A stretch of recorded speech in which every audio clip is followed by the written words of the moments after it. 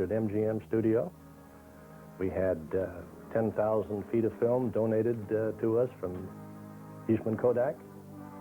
We had the opticals from RKO Studios. We had the titles from Pacific Title, costumes from Western Costume, and the whole film cost $400. Dick Bear was just, you know, as a kid, an entrepreneur kid that conned people out of stuff. In the artistic end, we brought everybody. We brought the camera, the cameramen. Mainly, it was a 100% student film.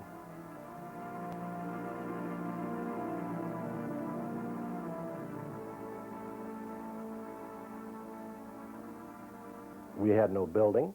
We had no money. We had only a few students.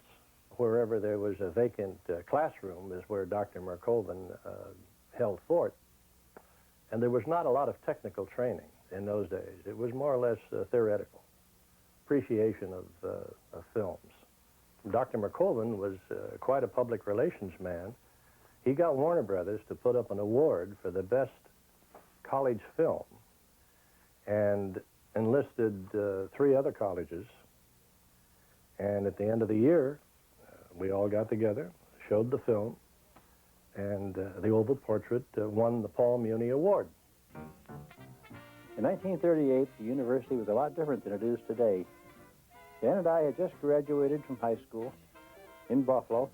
We'd heard a lot about the Department of Cinematography at USC, and we shared a ride in a 1931 Dodge Coupe out to Los Angeles. We arrived there on September 8, 1938. The first day we arrived on this campus, who do you suppose we met with? Dave, and I think he was a psychology major intending to do that or something. But he came and we met over here in what is now Stonier Hall. Went looking to see what the Department of Cinematography was like and found it one room in the bottom of Old College, which is long gone. But we enjoyed that for about 1 week, and I sometimes think we were about ready to part at that point, except that there was such a thing as the Trojan Newsreel, enough extracurricular activities to get you going.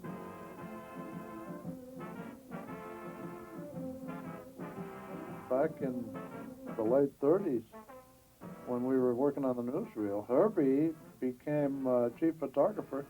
He had a camera. He had a beautiful Bell & Howell, which he treasured, had it adapted for 400-foot magazines, motor drive and everything. Beautiful piece of equipment. As a matter of fact, it's still in the stockroom. It's not being used anymore, I guess, but it he became a head photographer for the newsreel because he owned the camera. They didn't have a camera. They had an old Victor. Remember the old Victor? Well, the department did have a 70, but we couldn't use any other department's equipment on the newsreel. They wouldn't let us have it. We had our own lights and everything. And, well, that department wasn't doing anything, so we went out and did it.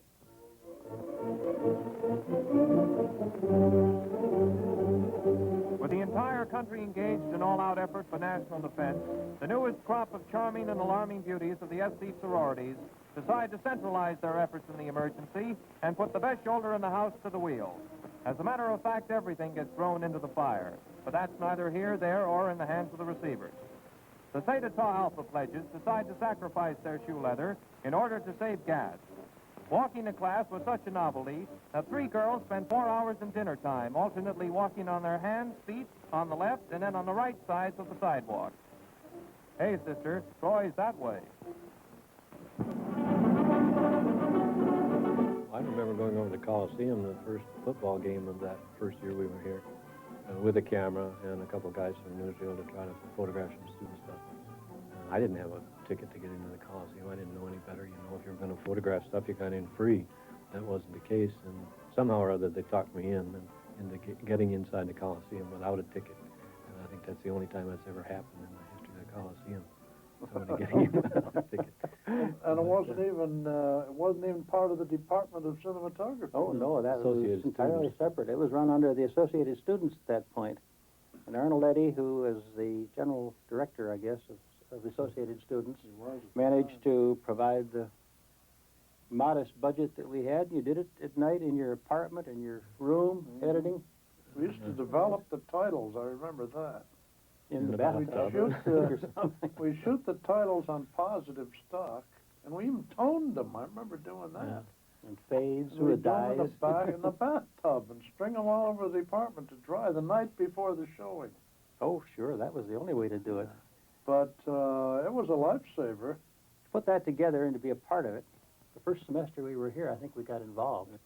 I recall in 1942, I think it was March of 42, Warren Scott, who was head of the Department of Cinematography, left to go into the Army. But in that interim period, something else happened that can't be overlooked, and that is we moved into our new building, circa 1940. When architecture moved out, we moved in, and before they tore it down, even though the building was condemned, it became plank owners of the place and took over. With the Shared band. it with the band. With the band. If you can imagine trying to teach a class in motion picture work in one room with a class of beginning clarinets in the next room, it was something else again. Or The the only whole band advantage is we work. could turn the sound up and they couldn't. When we moved into the old building in the 40s, we used it pretty much the way architecture had left it, but suddenly we realized, well, we could move walls around, and the students pitched in, we as students in that time, pitched in and rearranged the building as we saw fit to our needs. And what most of the people remember about 104 was one big building, and we had our first projection building in that. Herb and I and Dave ran some portable RCA machines in there. And then we put some editing rooms in the back of that. And from there, we decided, well, we needed a lab, and so we built a lab in what eventually ended up being the editing room over there. And what else did we do to that place? We built the 108 room with a sound department behind it. Soundproofed the old drafting room and made a stage out of it. Yeah.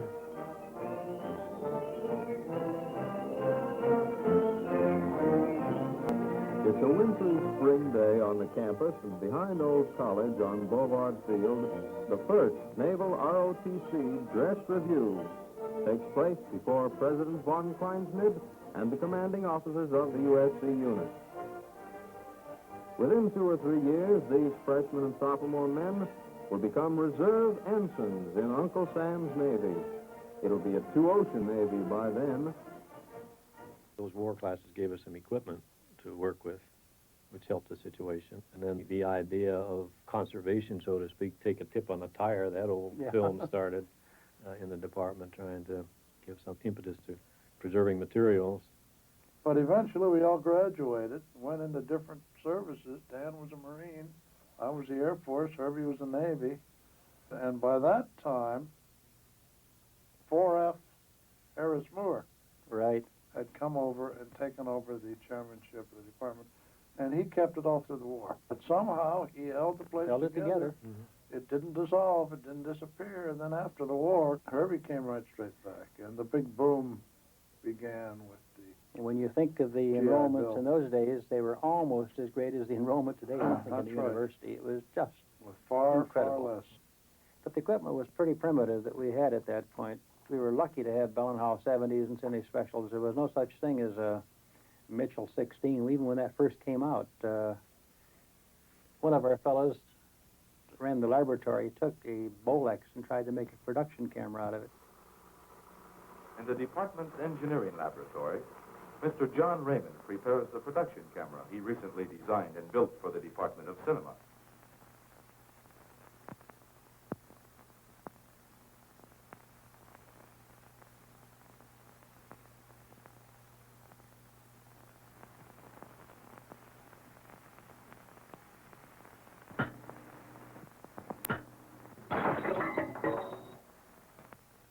Spent several years building that camera. Never did work very well. Right. After the war, there was film, but even then... it was hard to get it. There was war surplus stuff that they got. Yeah. Well, Herb was an expert at war surplus. If you can imagine, university had the drag to get the war surplus. Herb Farmer had the knowledge and the horse trading expertise to get this war surplus. So the next thing we knew, Herb Farmer had all these extra printers from war surplus, all these processors, all the cameras. That was a critical period for the department because of the influx of all the GIs. The esprit de corps of the nation was that we just won World War II. One of the things that you have to think about here is not just the cinema department per se, but the people that were in cinema. We had probably 60 to 80% of the students were GIs, and maybe 5% were students from other countries, which lent a flare of international flavor to the whole thing. There was a film required for a university film conference in Oklahoma. The whole idea of the film was to show the experiences of a film student as he arrives at SC, and of course, by the time he completes his courses at SC and becomes a graduate, he's a great director. He found a fellow by the name of Joe Flynn, later known better as a captain in McHale's Navy. He was a guy who was studying law but didn't want to be a lawyer and ended up changing careers, partly, I guess, as a result of that film.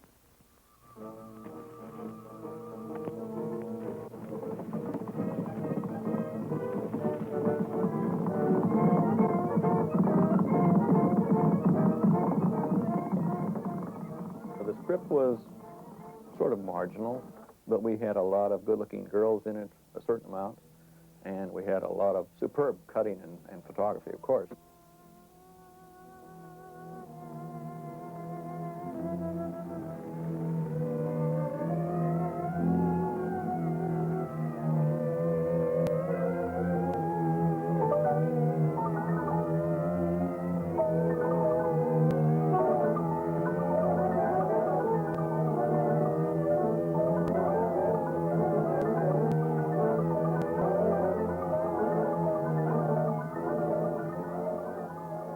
Budgets that we had for a film in those days were rather limited.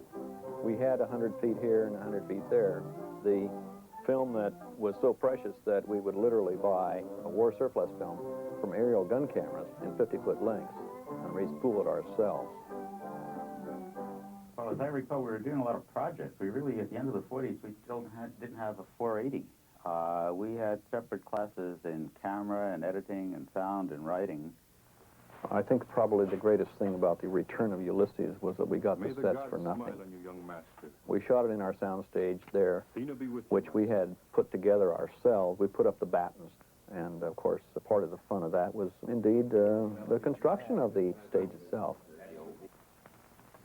Your time has run out, my lords. Know then the gods have judged you. Let Hades be your goal. Continuous. So yes, the Return of Ulysses, that was a crazy thing that maybe I'd rather forget. Ulysses!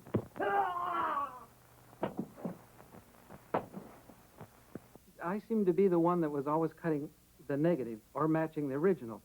And he wanted me to cut negative on a Ulysses. And he said, go through, and if you want to shorten it, I did do some tightening and recutting on it, and I cut his negative. You recognize me now, my lords. I do not fear you, Ulysses.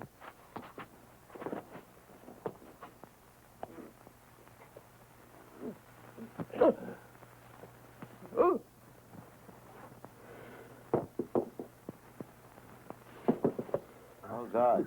Yes?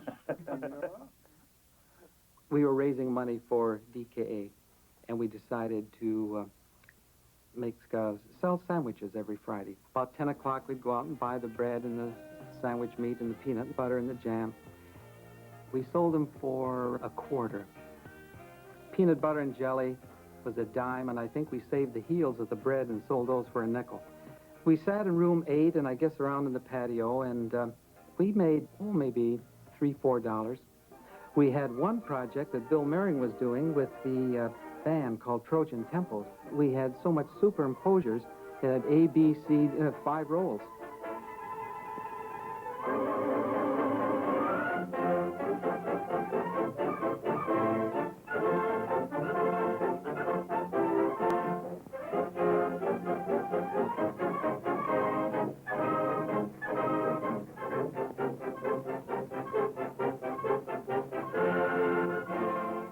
Have the equipment to handle a number of 480s with sync sound. So they had to find alternatives. So they chose to they chose to shoot documentary style with voiceover, if any voice at all. I think one of the first films we did with Mag Sound with a location recorder was Good Speech for Gary. Yeah. I remember going out to Brea School System, carting that thing out. That was in when? Well, we got the machine in 1950, so it was in that 52, 51, something like that. 52. It was a 503 stencil Yeah. when it was in a case rather than Right. a rack. They made it portable by putting handles on it. Right, yeah. As long as you had a bigger car than a Volkswagen, you could get it on location. That was one of the bigger productions, had dialogue in it, and Bill Bloom told me that you're going to be the editor on it. Mother Rabbit looked at her little rabbit. You ran away, she said. I have looked and looked for you. Danny?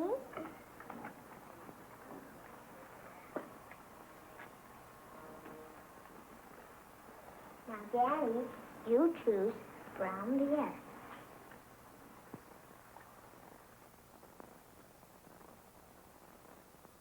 Good? In 1952, the Screen Producers Guild had an arrangement with the cinema department, and they wanted to do a series of lectures, and the agreement was that the cinema department would film them. I think these were very valuable documents because Jesse Lasky came down, told about the early days of making the Squaw Man, and Julian Blaustein, Harriet Parsons, and Jerry Wald. One of the things that I wanted to talk about was that the crux, the strongest axle of any good picture is to say to yourself as a producer, what does this story have in the way of a central emotional conflict? Emotion is the only international language there is. We understand The Bicycle Thief, even though it's in Italian. We understand pictures made in France. We understand the emotion of the films. Too many times, too many producers in America, and all over the world, in fact, have an indiscriminate craving for intellectual excitement instead of emotional excitement. I found from past experience that the pictures that you remember the longest, the pictures that you carry with you the longest, are pictures that touch you emotionally. This goes back to Mr. Chips, or Johnny Belinda, or Grapes of Wrath, or How Green Was My Valley. These are films that have strong central emotional conflicts and touch you emotionally. Pictures that only depend upon jokes and pratfalls are only temporary. They were shooting with Bell and Howell 70s or Cine Specials. That was the camera, the Cine Special. In 1951, a very significant thing happened in our whole program, and that was a big change in the curriculum. If I'm not mistaken, that was the year that we started 480, wasn't it? Well, I think we met out at Mel's place and had a bull session on curriculum. Yeah, the whole idea was to take all of the separate projects from the 4 basic courses which we had, which was writing, camera, editing, and sound, and have them work together and form a crew. In fact, we had no directors when we first started it. The crew worked as a committee, and usually the least adept student ended up being the one who was delegated the responsibility of calling action and cut. that was about... But it tied the whole program together and gave it a focus which it didn't have before. There were no previous production classes. That's right. Mel started the whole thing up and he left. So I came down for 1 semester to take over for Mel, and I was just green as grass. I didn't know what the hell I was doing. And they dumped this 480 in my lap. And it was brand new. Nobody else knew what they were doing either. And Dick was in the class, and he can tell you what happened. Well, we had a psychologist at the head of the cinema department by the name of Beck, and he thought it would be nice if that first semester or even that first year, if we had each crew go out and shoot a newsreel clip of something educational, quote unquote. Then we would mount all these things up and put them in a film and distribute them to schools all over the United States. Big ideas. Out of the 8 or 10 projects that were started, 2 of them got finished. Every good teacher is aware of children's curiosity in genuine articles of another culture and how their interest may be stimulated by experiences with them. With this thought in mind, Miss Fitzgerald, our 6th grade teacher, is arranging her room with the idea of motivating her class to begin the study of Mexico. And after that semester, then 480 changed and went into a different kind of class structure as far as the subject matter that we would do. Funding was always a problem, though, as how the pictures got financed. Yeah, this was a period of how-to films. About filmmaking, what else? Small budgets, close to home, simple. Of course, it is also necessary that the cameraman focus the lens for the slate if the distance is different from that of the subject to be photographed. If sound is being recorded at the same time, a pair of clapsticks can be attached to the slate. When the clapsticks are closed quickly, they make a loud, sharp sound.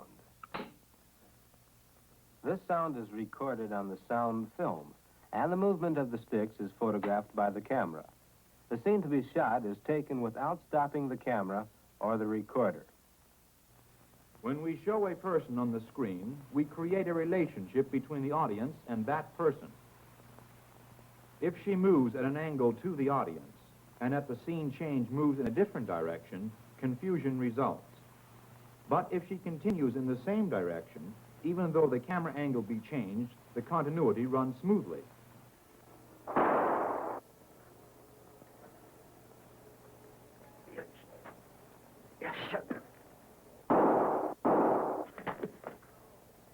Okay, cut. Synchronous dialogue is recorded by a team called the sound crew. There are no born projectionists. The majority of projectionists get their training by reading the manual of the manufacturer's supply. Some few attend projectionist schools. In either case, their knowledge is usually incomplete.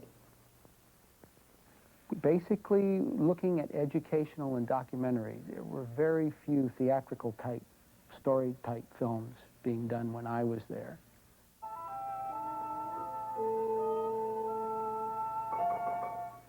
I came at the period when they had just finished studying the educational films.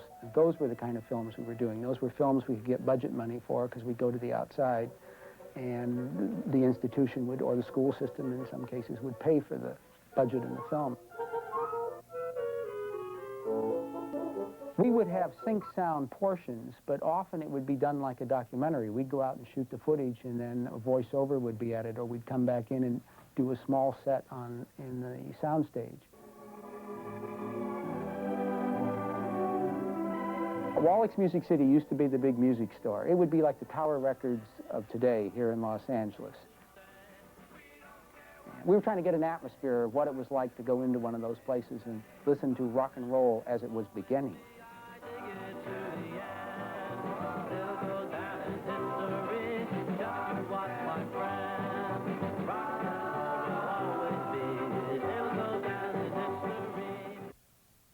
Kent McKenzie was a student here then and did Bunker Hill, which was a documentary film about an area of downtown Los Angeles that was taken over by the community redevelopment and is now where all these very expensive places are going in and all the old timers were moved out.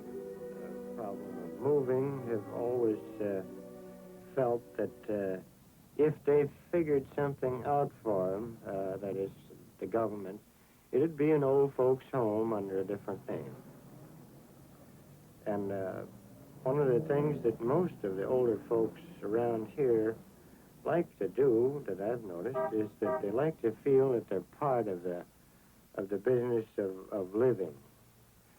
They stand around on big construction jobs, and they like to watch this big scoop shovel tearing away at the earth, and they like to see the big machines pulling and grunting back and forth, and they like to watch the progress of all this work. And they get the feeling of still being a part of the business of living and working, and that's good for them.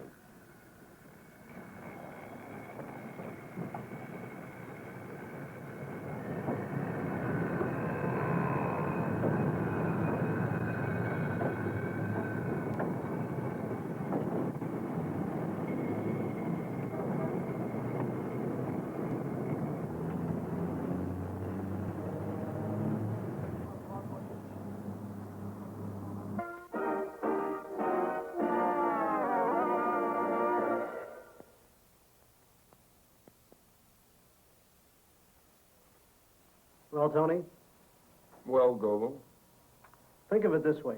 We're film students, and we could spot mistakes that the ordinary audience could never see. no audience could miss some of those mistakes unless they were at home watching television. But remember, this is the first film you've ever directed. Yeah, and my next film here at SC will be my last. One more chance before I graduate to make the classic American film. Hey, wait a minute, Tony. What about making a musical comedy about our own cinema department? You mean a film musical about film students making a musical film?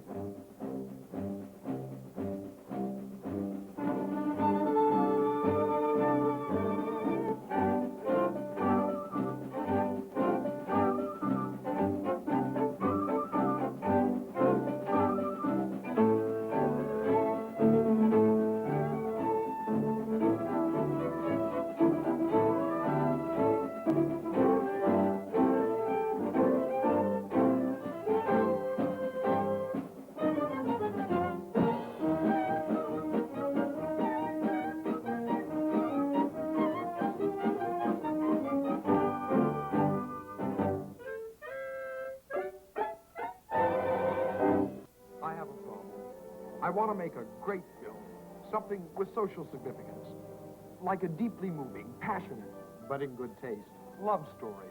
Love story. He's always so affectionate. It'll always be just Gogo and me, and the Mitchell camera makes three. The Skypan who used the Brockway. Flags and cutters. Crane all the way up to Chapman Crane. 5.628. Honestly, all these technical terms I hear around the patio sound like Greek. Sky pans, broads, f-stops, cucaloris, Tri-X, special effects. sound boom, camera zoom. That's technical chatter. That's patio patter. Dubbing, looping, staging, looping, splicer, cutter, sprocket, flutter, Panavision, wide precision, lab inspection, screen direction, composition, screen position, A/B cutting, splices, butting, color, buyback, better, tryback, moviola, with the roller, Technicolor, Agvadola, hotter splices, things as nice as dubbing mixes, photo fixes, telefunken, other junk, Stencil Hoffman, Boris Kaufman, Kukalorus, even Morris, VU meters, woofers, tweeters, filter factors, method, actors, union, locals, hyperfocals, our amusing words we're using for dramatic, most dramatic, out of focus, hocus, hocus. And the boy begin of country. One of my other jobs was to serve as the completer of several films that had been kicking around for many, many years. So I went on with that. And then when Dick graduated, a couple of years later, he was signed on as cameraman editor. And Kenny was signed on as sound man on what was loosely called the Staff Production Unit, which was put into existence to make films sponsored by outside agencies, the profits, if I may use that term, from which were used to support these student productions. So we did a number of things during the 50s and later on. We did The Face of Lincoln, for example, which has received some renown. And we did several other things, and we just kind of continued production in addition to our other duties of teaching, etc., over the years as the department grew.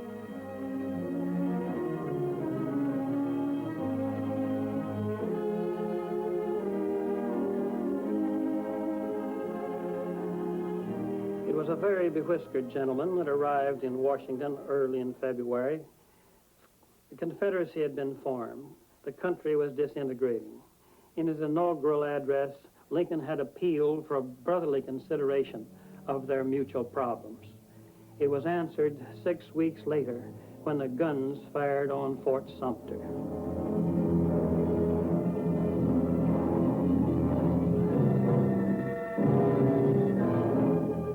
Now, what would this guerrilla from Illinois do?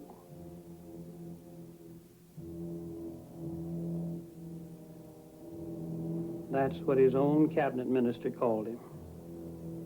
He called for the 75,000 volunteers.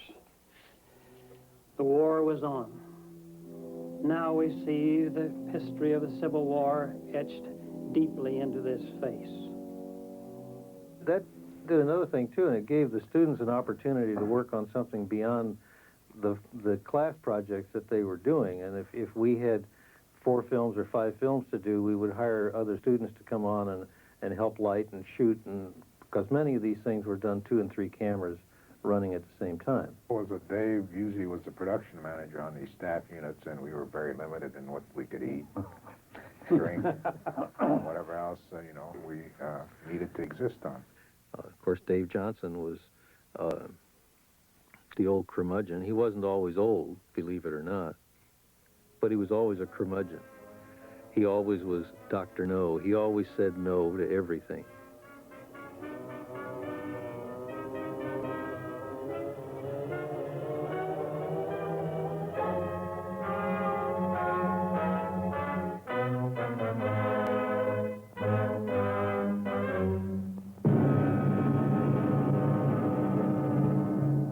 Oh, boy.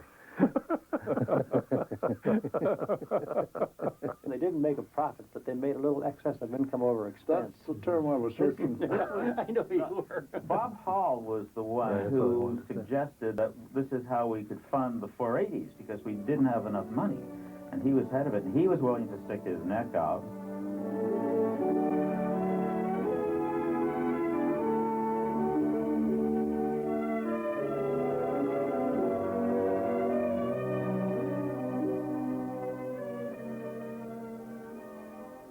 By 1400, Europe was enjoying something new, the woodcut. It had come in the last century in the form first of playing cards, and then it passed to holy print, so that poor people could now have, hanging up, a most magical picture with some writing under it, made from a wood block. Now, a wood block is a slab of wood upon which someone has drawn a picture, we'll say, or written something, or both, and all the wood has been cut away, leaving a raised portion. Now, when this is inked, of course, as I have inked this, and a piece of paper is put on it, then it's rubbed. Naturally, all the raised part that has been inked will print on the paper. This is a very crude wood block that I made, but it'll show you the principle. Now, here it is. Now, you'd think that someone very quickly would have seen how simple it would be to cut away individual letters. We were a lot like family.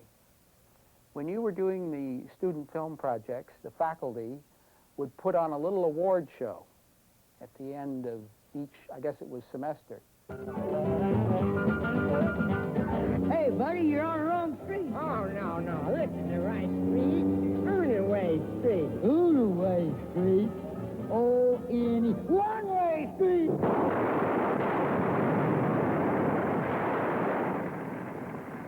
By heaven, they must have hit something. We'll have to take a different road now. Well, this really started out with Dick Harbour, and Bill Amberg was involved with this. Bill Amberg really started the award bit, just clowning the thing up. As far as the goodie reel was concerned, we present it and always have some visual aids to go along with it, a bubble machine squirting bubbles that floated down in front of the screen, and we fill the ventilators in room 108 full of confetti.